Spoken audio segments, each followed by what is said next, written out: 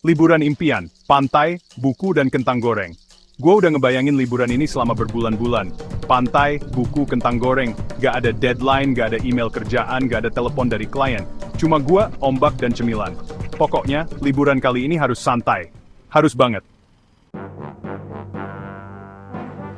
Realita menghantam delay, keponakan, dan itinerary padat merayap.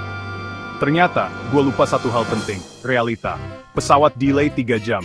Bayangin, 3 jam nunggu di bandara yang penuh sesak, dengan anak-anak yang mulai rewel. Sampai di villa, disambut teriakan keponakan yang minta diajak berenang. Mereka udah nggak sabar, padahal gue masih capek banget. Dan itinerary yang udah disusun rapi, gue udah bikin jadwal yang sempurna. Tapi, berubah jadi kunjungan kilat ke semua tempat wisata dalam waktu 24 jam. Semua tempat yang pengen dikunjungi harus disesuaikan dengan waktu yang mepet. Santai, santai pala lu peang. Gue cuma bisa berharap liburan ini nggak berakhir dengan gue yang lebih capek daripada sebelum berangkat. Momen-momen ajaib, tersesat, salah pesan makanan, dan foto keluarga yang gagal total.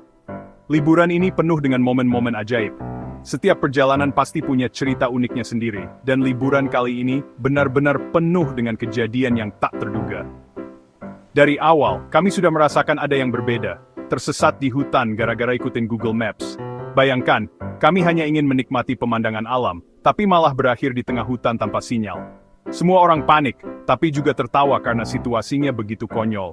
Salah pesan makanan, yang datang malah karedok pakai nasi. Kami semua lapar setelah perjalanan panjang, dan ketika makanan datang, kami semua terkejut. Bukan hanya salah pesan, tapi juga kombinasi yang aneh. Dan puncaknya foto keluarga yang harusnya estetik malah jadi kayak kumpulan orang aneh.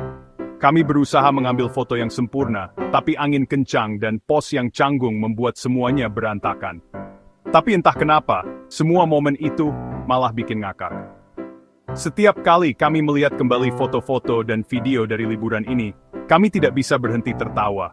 Mungkin karena absurdnya kali ya, semua kejadian yang tidak terduga ini justru menjadi kenangan yang paling berharga. Terkadang, momen-momen yang tidak sempurna itulah yang membuat liburan menjadi tak terlupakan. Hikmah dari liburan yang melelahkan adalah kita bisa belajar banyak hal tentang diri kita sendiri. Kenangan lucu dan keinginan untuk liburan lagi, tapi sendirian, seringkali muncul setelah kita mengalami berbagai kejadian seru bersama teman-teman. Liburan ini memang jauh dari kata santai. Setiap hari penuh dengan aktivitas yang melelahkan, dari mengunjungi tempat wisata yang ramai, hingga berlari-lari di bandara. Gua pulang dengan badan remuk dan mata panda. Rasanya seperti habis maraton tanpa henti. Tapi, gue juga pulang dengan segudang cerita lucu dan kenangan kocak. Setiap momen bersama teman-teman menjadi bahan tertawaan yang tak ada habisnya. Dan satu hal yang gue pelajari dari semua ini adalah pentingnya waktu untuk diri sendiri. Lain kali liburan, gue harus pergi sendirian.